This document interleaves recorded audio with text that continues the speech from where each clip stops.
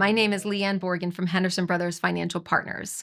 I'm here to talk to you about debt management. This seminar is all about giving you practical tools and strategies to help you feel more in control of your debt. During the session, we'll talk about the items you see here.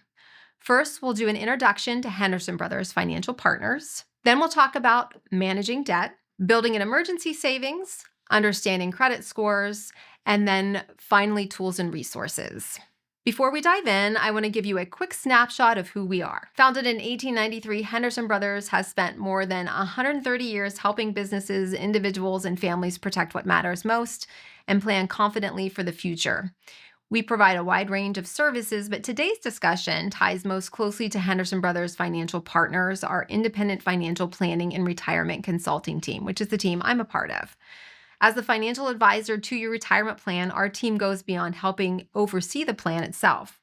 We're here to support participants like you with retirement readiness, financial wellness, and guidance that helps you make informed decisions throughout your financial journey. A little later, I'll talk through how we support you not just with your retirement plan, but with your overall financial wellness too. Before we talk about strategies for paying down debt, I want to take a moment to really illustrate the true cost of carrying credit card debt because this is something most people don't fully realize. Let's look at this example, $7,000 in credit card debt at a 17% interest rate. Now, if someone only makes a minimum payment of $25 a month, it would take over 30 years to pay that off, and they would pay more than $14,000 in interest alone. So in that scenario, you're essentially paying more than twice the original balance just in interest. That's the part that really surprises people. Now compare that to increasing the payment amount. At $250 a month, the payoff timeline drops to just 3 years and the interest paid is under $2,000. At $500 a month, you're fully paid off in about 16 months with less than $900 in interest. So what this really shows us is the amount you pay each month has a huge impact both on how long you stay in debt and how much it ultimately costs you. And even relatively small increases in your monthly payment can make a big difference. So the goal isn't necessarily to pay the maximum possible, but to understand that every extra dollar going toward debt is saving you time and money in the long run. And that leads us into the next question. How do you decide where to focus your payments? That's where different payoff strategies come into play, which we'll talk about next. Managing debt starts with awareness and a plan. There's not just one way to do this. What's important is finding an approach that works for your situation and that you can stick with over time. Two of the most common approaches are the snowball method and the avalanche method. The snowball method focuses on paying off your smallest balances first to build momentum, while continuing to pay the minimum on the other balances. The avalanche method targets the highest interest rates to save the most on interest while continuing to pay the minimum on the other balances. In both scenarios, once you pay one debt, you move on to the next using the same strategy. You continue this until your debt is paid off. Another option some people consider is debt consolidation, which can simplify things by combining multiple debts into one monthly payment. If you're considering this approach, it's important to understand the details. Be sure to read the fine print, especially around the interest rates, as some offers may increase after a promotional period. Also keep in mind that while a longer repayment term can lower your monthly payment, it can result in paying more interest over time. And finally, opening a new loan or credit card to consolidate balances can cause a temporary dip in your credit score. Now that you're aware of the different strategies for paying down debt, don't forget about another key piece of the puzzle, building an emergency fund. Because even if you're making great progress towards paying down your debt, an unexpected expense like a car repair or a medical bill can quickly set you back and lead to more borrowing. That's where an emergency fund comes in. An emergency fund is really your financial safety net. It helps you cover those unexpected expenses without having to rely on credit cards or loans. As a general goal, you want to work towards saving about 3 to 6 months worth of living expenses. But it's important to know you don't have to get there overnight. Starting small and building consistently over time can make a big difference. You also want to keep this money somewhere that's easily accessible in case you need it quickly, and setting up automatic contributions can help make savings feel more manageable. And finally, if you do need to use your emergency fund, the goal is to replenish it when you're able, so it's there for the next unexpected event. So we just talked about building an emergency fund as a way to protect yourself from unexpected expenses. Now let's shift to another important piece of your financial future, and that's saving for retirement. This is an area where timing really matters. The earlier you start, the more time your money has to grow through something called compounding, where your earnings start earning their own earnings over time. And that's what this example is showing. Even though investor A contributed less overall, starting earlier gave their money more time to grow, which ultimately resulted in a higher balance. And this is where I want to address something we hear often. Many people feel like they have to wait to start saving for retirement until their debt is completely paid off. But it doesn't have to be an either-or decision. In many cases, it's beneficial to do both. Contribute what you can to your retirement plan while also working on paying down debt. That way, you're not missing out on valuable time in the market, which can make a big difference long term. Even small contributions early on can grow significantly over time. So getting started, even at a lower level, can be really impactful. Then, as your debt gets paid down and you free up cash flow, you can increase your contributions and accelerate your progress. The key takeaway here is that time is one of your biggest advantages when it comes to retirement savings. So starting early, even if it's just a little bit, can go a long way. So we've talked about paying down debt, building an emergency fund, and even starting to invest for the future. Now let's talk about another important piece that ties into all of this, and that's your credit score. Your credit score plays a big role in your financial life. It can impact things like your ability to qualify for loans, the interest rates you're offered, and even things like renting an apartment or insurance costs. One of the biggest misconceptions about credit scores is what actually goes into them. As you can see here, your income and job status are not part of your credit score, and neither are your personal factors like age, gender, or marital status.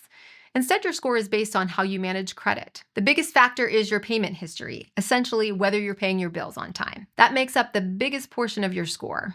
The next biggest piece is how much debt you're carrying, especially compared to your available credit. The rest includes things like the length of your credit history, the types of credit you have, and how often you're opening new accounts. So really, your credit score is a reflection of your habits, how consistently you manage and repay what you borrow. And that's important because on the next slide, we're going to talk about what a good credit score looks like and what you might want to aim for. Now that we've covered how your credit score is calculated, the next question is, what should you be working toward? As you can see here, having good credit can really work in your favor. It can make it easier to borrow, help you qualify for lower interest rates, and open the door to better financial opportunities overall. That's why it's helpful to have a target in mind. A common goal is a credit score of around 725 or higher. Reaching that range typically puts you in a strong position when it comes to lenders and borrowing options. And the key thing to keep in mind here is that your credit score isn't fixed. It can improve over time based on your habits and decisions. So if you're not there yet, that's okay. This is simply a benchmark to help you understand what you're working toward. And on the next slide, we'll walk through some practical ways you can start improving and maintaining your credit score over time. So now that we've talked about what to aim for, let's focus on how you can actually get there and maintain a strong credit score. If you look at this slide, you'll see it really comes down to two areas: building your credit and protecting your credit. Starting on the left side, building your credit is about using credit responsibly. That includes establishing credit in a manageable way and using it consistently, but not excessively. Using a credit card for everyday expenses can help build your history as long as you're staying within your budget. From there, two habits matter most: paying balances off quickly and making payments on time. Those behaviors have the biggest impact on your score and help build a strong track record over time. On the right side, protecting your credit is about avoiding actions that could work against you. Keeping your oldest account open helps maintain a longer credit history, which is beneficial. Limiting how often you apply for new credit helps avoid unnecessary dips in your score. And being cautious with things like store credit or promotional offers can help you avoid higher interest or impulsive decisions. And finally, it's always a good idea to check your credit report at least once a year to make sure everything is accurate. So overall, strong credit isn't built from one big decision. It's built from consistent, everyday habits over time. So we've covered a lot today, from managing debt to building savings to understanding credit. Now, the most important step is putting it into action. The goal isn't to do everything at once. It's to focus on a few key areas and start building momentum. First, when it comes to managing debt, choose a strategy that works for you, whether that's snowball or avalanche, and do your best to avoid adding new debt along the way. Next, think about building your emergency fund. Remember, this doesn't have to be overwhelming. Starting small and setting up automatic contributions can make a big difference over time. When it comes to retirement, make sure you're reviewing your savings regularly. Like bumping up your contribution when you get a raise or pay off debt can have a big long-term impact. And finally, don't forget about your credit. Keep an eye on your credit score, pay your bills on time, and manage your balances. If you take away anything from today, it's this: small, consistent actions can lead to meaningful progress over time. You don't have to be perfect, you just have to get started. And even choosing one or two of these areas to focus on can put you in a much stronger financial position moving forward. You already have access to tools and resources through your retirement plan provider that can really help support everything we talked about today. One of the simplest steps you can take is just logging into your account. From there, you can review your balances and contributions to make sure you're on track. You can also update things like your contribution rate, your beneficiaries, or personal information. Many providers also offer planning tools that let you see how today's decisions can impact your future. Things like retirement projections or different saving scenarios. That can really help connect today's budget decisions with your long-term goals. Before we wrap up, I want to show you one resource that really brings everything together. This is a tool we've made available to you called Venrollment. What I love about this resource is how easy it is to use. There's no login required. You can simply scan the QR code on the screen and it will take you right to your personalized site.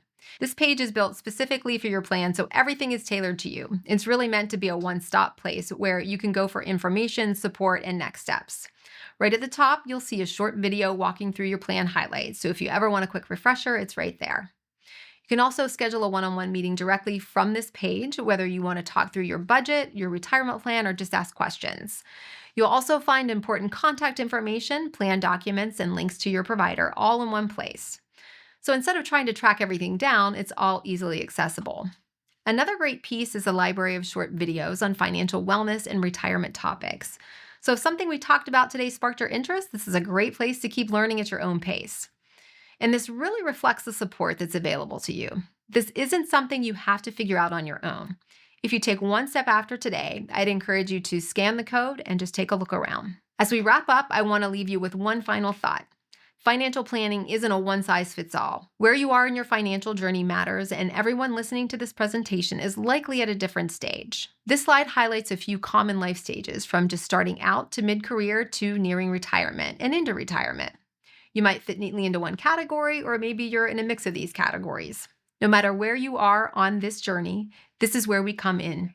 At Henderson Brothers Financial Partners, we're here to help support you at every stage, whether you're just getting started or already thinking about retirement income. That could be answering a quick question, helping you think through a decision, or sitting down one-on-one to build a plan. You don't have to have everything figured out before reaching out. That's what we're here for. So if you ever find yourself asking those types of questions, I want you to know you have access to support. And that brings us to how you can get in touch with me. You can reach out directly or schedule time to connect one-on-one, whatever works best for you. Whether it's a quick question or a more in-depth conversation, I'm always happy to help. My goal is to make this feel approachable and manageable no matter where you're starting from. That brings us to the end of our debt management seminar. With that, I would like to thank you so much for your time today. I hope you're walking away with a few practical ideas you can put into action right away.